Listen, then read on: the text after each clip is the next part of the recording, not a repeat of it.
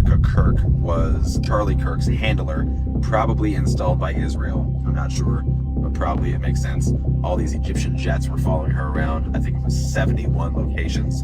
Erika Kirk has removed the wedding photo of her and Charlie Kirk from Charlie's office. What is happening over? So now things are getting way more intense because Kanye West just dropped a hint that could completely shift how people see Charlie Kirk's situation with Erika. He didn't come out and say everything directly, but what he suggested, it points to Charlie not just being unhappy, but allegedly feeling stuck, like there was no clear way out.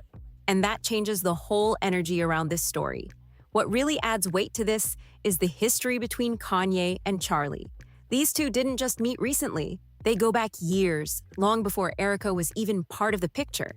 So if things really did start falling apart behind the scenes, it wouldn't be surprising if Charlie reached out to someone he trusted, someone who already knew how he moved and thought, and that person was Kanye. Now this is where everything starts to feel a lot heavier, because what Kanye is now putting out there lines up almost perfectly with what Candace Owens has been hinting at for a while. And when two different voices from the same circle start echoing similar points, people begin to look closer. It starts to feel like maybe the warning signs were there way earlier than anyone realized. That brings up a serious question people can't ignore. If Charlie really did feel that trapped, could things have played out differently if he stepped away sooner? Because once that idea gets into people's heads, it's hard to shake. And here's the part that really grabs attention. Kanye has had moments before where people brushed him off, acting like what he was saying didn't carry weight. But this time, the tone feels different. What he's saying doesn't sound random or all over the place. It actually connects. It fits into a bigger picture that people are now starting to notice piece by piece. It started matching up. What you're looking at is a picture of Charlie Kirk, Candace Owens, and Kanye West in 2018. Now, I'm not gonna lie to you, bro. This has to be like, this picture will go down in history books maybe 20, 30 years from now. This is like seeing Winston Churchill, Franklin D. Roosevelt, like the other guy that I can't say his name. This is just one of the weirdest pictures I've seen. Why is Kanye with Charlie Kirk and Candace Owens? I do not. Almost perfectly with whispers that had already been floating around for a while. And those whispers painted a completely different picture behind the scenes. One, where Charlie wasn't just dealing with normal relationship pressure, but was allegedly struggling in private way more than anyone saw publicly. Some people even started quietly suggesting that he may have been thinking about divorce, not just as a passing thought, but as a real possibility. And once that idea started spreading, it changed how people looked at everything. Then things went even further. There were claims circulating that he might have already been making serious moves, like adjusting legal plans and thinking about how to secure his future with his kids. At first, that sounded extreme, almost too much to believe. But once Kanye came forward with a similar direction, those claims suddenly didn't feel so easy to dismiss anymore. Of course, in the beginning, a lot of people still brushed it all off. They thought it was just another moment that would blow up and then disappear. But then something resurfaced that made people pause for real. An old photo from 2018, showing Kanye, Charlie, and Candace Owens together. And just like that, the whole conversation shifted instantly, because that photo reminded everyone of something important. These weren't random people speaking from the outside. They had actually been around each other, in the same spaces for years. And once that clicked, the idea that Charlie might have opened up to Kanye didn't feel far-fetched anymore. It started to feel possible, even believable to a lot of people watching closely. And when you step back and look at everything together, the idea that Charlie may have felt stuck starts to hit differently. I never dated here because I saw vicariously through my roommate how terrible it was. Somehow getting drinks was the replacement of having coffee and breakfast. I personally would rather have coffee or brunch with someone than going, I don't drink. I find it unproductive, not because I'm holier than whatever. I just don't operate that way. But I always thought it was very strange how she would go to drinks with one guy and then go to dinner with another. So it goes twofold here. But then footage? Because people began pointing out details that didn't fully match up. There were claims that certain parts of Erika's past didn't line up with what later surfaced publicly. And that kind of gap can create serious tension in any relationship. For example, Erika had reportedly presented herself as someone who didn't have much dating history before Charlie, but then photos and clips started popping up that suggested otherwise, including connections that caught people off guard, like Cabot Phillips, someone linked to Charlie's own circle, And that right there, that's the kind of detail that gets people talking fast. Then there's the image she showed to the public. Very focused, very disciplined, and completely aligned with the values she talked about. That's how most people saw her at first. But at the same time, clips started surfacing online that showed a totally different side. Moments from parties, social scenes, and behavior that didn't really match that polished image people thought they knew. And that contrast, it had people talking nonstop. Because when two versions of someone start showing up like that, it raises questions fast. People begin wondering which version is real and which one was carefully presented. And then things got even more confusing. There was ongoing chatter about her alleged connections to the CIA. That viral clip kept getting brought up over and over. The one where she appeared in something that looked like a promotional-style segment connected to the agency. It caught a lot of people off guard, especially considering her background. And instead of clearing things up, 5 major threats that make our grid extremely vulnerable that we've presented to congressional officials. 1 being cyber, 2 being hackers, 3 being physical. it just added another layer of mystery to the whole situation. At that point, this didn't feel like simple gossip anymore. It started to feel deeper, more complicated, and honestly hard to ignore. So when you take all of that and put it together, it becomes easier to see why some people believe Charlie may have started questioning things. If he really began to feel like the person he married wasn't exactly who he thought she was, that could explain why everything allegedly started weighing on him. It would make sense why he might have felt overwhelmed, like he was dealing with something way more complex than he ever expected. And then comes what many people believe was the real turning point. The reported confrontation between Charlie and Erika just one day before he passed. Because once people started looking closely at the timeline, the details from that night didn't paint a calm or normal picture. Instead, they suggested tension, the kind that doesn't just appear overnight. According to Erika's own version, Charlie chose to sleep in their toddler's room the night before leaving for his speaking event at UVU, a trip that ended up being his last. She explained it as him just wanting a quiet night and proper rest before an early morning. But for a lot of people watching from the outside, that explanation didn't fully land. Because situations like that usually don't happen without something going on behind the scenes. And that detail alone had people asking serious questions. If everything was fine, why leave the main bedroom and go sleep somewhere else? It didn't feel like a random decision to many observers. It felt like something deeper was happening that wasn't being fully explained. But what came next made things feel even more off. Erika said that Charlie didn't give her a hug, didn't say a warm goodbye, nothing like that before leaving. Instead, he came into the room briefly, grabbed his neck chain and his wedding ring, which he had taken off the night before. Met through a family friend. He had invited me to the office. And then walked out. And that moment, it stood out immediately, because to a lot of people, that didn't feel like a normal goodbye at all. It felt distant, cold, and completely different from what they expected. And that's when the questions really started stacking up. Why take off the wedding ring the night before? And why come back just to grab it without any kind of connection or emotion? For many people, that didn't look like a simple travel moment. It looked more like the aftermath of a serious disagreement, the kind that leaves both sides drained and disconnected. Then when Kanye spoke out, everything started clicking for some viewers. Details that once seemed random suddenly began forming a pattern. The separate sleeping arrangements, the cold exit, the ongoing rumors of tension, it all started to look less like coincidence and more like pieces of a bigger situation unfolding behind closed doors.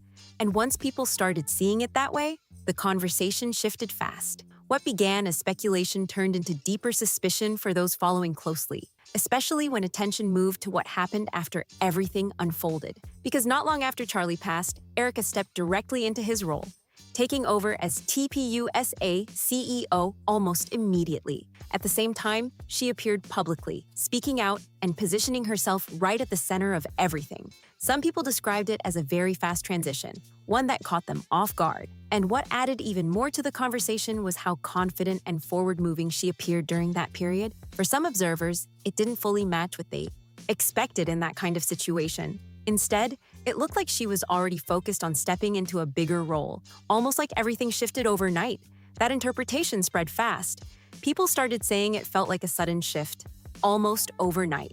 One moment she was seen as a grieving partner, and the next she was stepping into a leadership role without much visible pause. And when you mix that with what Kanye had been suggesting, That was the second time, but the first time with my mother on a pilgrimage. And I was standing in the ticket line, and I remember looking behind me, and in the snake of the ticket line was a guy who looked very familiar. I had no idea who he was. And I told my mom, this guy looks so familiar. And as a typical mother, she said, go and say hi. No, we were late for our flight, and I'm not going to come off like a crazy person that's just weird. the entire situation started to feel very different to those watching closely. Instead of a stable relationship interrupted by unexpected events, some began wondering if there were deeper issues building quietly the whole time, issues that only became visible once everything came into the open. Then things moved into an even more intense phase of discussion. The idea started circulating that Erika may have played a more strategic role in Charlie's life than people first thought, and once Kanye spoke, that idea picked up serious momentum. A whole wave of theories followed right behind it. Some people began asking whether she could have entered his life with a specific purpose, someone influencing things behind the scenes as his influence kept growing. That idea spread quickly, especially among those already questioning certain timelines and details that didn't fully match up. And one thing that kept that conversation alive was the confusion around how Erika and Charlie actually met. Because over time, different versions of their story started appearing, and they didn't all line up perfectly. In one version, Erika explained that Tyler Bauer, who she described as a family friend, introduced them during the opening of Turning Point's headquarters. That sounded clear at first, but then other versions began circulating, each one slightly different. And that's where things started getting messy. Because when there isn't one consistent story, people start asking questions, and that's exactly what happened. Here, the more people looked into those different versions, the more they felt like something wasn't fully clear. Interview. It started that way. Right. So we sit down and you grill me for 3 hours? And he just sat there and he looked at me and he's like, you know what? I'm not going to hire you. And I was like, that's fine. I don't need this job. I'm doing plenty of other things here in Manhattan. He's like, I'm going to date you. It wasn't just one clean timeline, it was multiple versions, each one raising new doubts. And when stories don't fully match, that alone is enough to keep people talking. In another version of their meeting, Erika reportedly suggested that their connection wasn't just a simple introduction at an event, but something that grew more naturally through shared circles and similar interests. On its own, that sounds normal. But when you compare it to the first version, it creates a noticeable gap. And that gap, that's what people keep focusing on. Because even small shifts in a story can make people wonder what else might not be fully explained. And in a situation like this, where emotions, influence, and public attention are all mixed together, even the smallest detail can start to feel huge. Now add that to everything else already being discussed. The alleged tension, the distance people believe they noticed, the sudden changes after everything unfolded. And it becomes clear why the conversation hasn't slowed down at all. It's not just one detail driving attention, it's the full picture, piece by piece, building into something that people feel they need to understand. And then there's the timing of everything, which plays a massive role in how situations like this are interpreted. Because once people started looking closely at when certain events happened, when statements were made, and when major shifts took place, it didn't feel random to them anymore. Some began pointing out how quickly Erika seemed to move into a higher level of visibility and authority. Now, on its own, that doesn't prove anything. But combined with everything else, it became another detail people added to their growing list of questions. From the outside, it looked like there wasn't much of a pause between one chapter ending and another beginning. And that kind of transition naturally draws attention. Most people expect a slower process, time to step back, reflect, and adjust. But what they saw instead felt fast, structured, and very intentional. At the same time, not everyone sees it that way. Supporters argue that stepping up quickly can also be a sign of strength, that in moments of pressure, some people choose to move forward instead of slowing down. And that perspective has also stayed part of the conversation. That's why opinions are so divided. But no matter which side people are on, one thing is clear. The attention around the situation hasn't dropped at all. If anything, it keeps growing stronger. Every resurfaced clip, Every old photo, every small detail adds another layer to what people are trying to piece together. And then there's Kanye's role in all of this, which continues to stand out because whether people agree with him or not, his connection to Charlie gives his words a different level of weight. He's not just a random voice online. He's someone who is actually in the same circles, around the same people. And that's exactly why what he said didn't just fade away. It stuck. It kept circulating. Because people started asking themselves, if there's even a small chance that Charlie opened up to him, then how much of this could be coming from real conversations? And once that question enters the discussion, everything shifts. Because now it's no longer just about rumors, it's about connecting dots. And those dots keep leading back to the same core idea, that there may have been more happening behind the scenes than people originally realized. Another thing fueling the conversation is how quickly narratives form when information is incomplete. When there are unanswered questions, people naturally try to fill in the gaps. And sometimes, those gaps get filled with assumptions that spread faster than confirmed details. That's exactly what seems to be happening here, because without clear and consistent answers, every small moment starts carrying more weight than it normally would.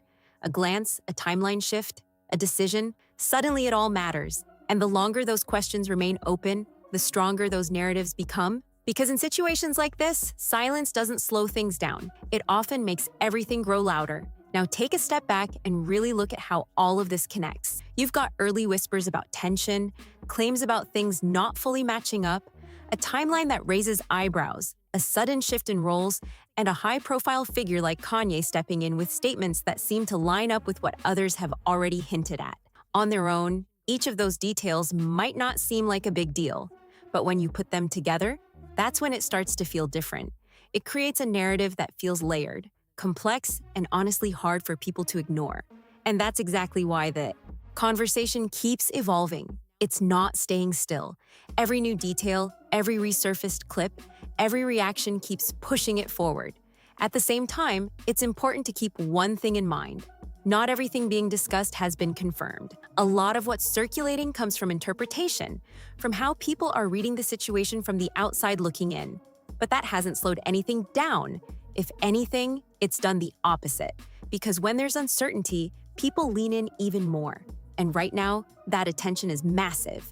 So as everything continues to unfold, people are watching closely, not just for new information, but for anything that might finally bring some clarity to what's been building for so long. Because at this point, it's no longer about one moment or one claim. It's about the full picture, and whether that picture will ever fully come into focus. But then things took another turn. One version of her story made everything sound casual, almost like it all happened naturally, without any deeper setup behind it. But then another interview surfaced where she told a completely different version, saying she first met Charlie while visiting Israel with her mother. And just like that, everything shifted again. Because now people weren't just comparing two versions, they were trying to figure out which one actually came first. And it didn't stop there.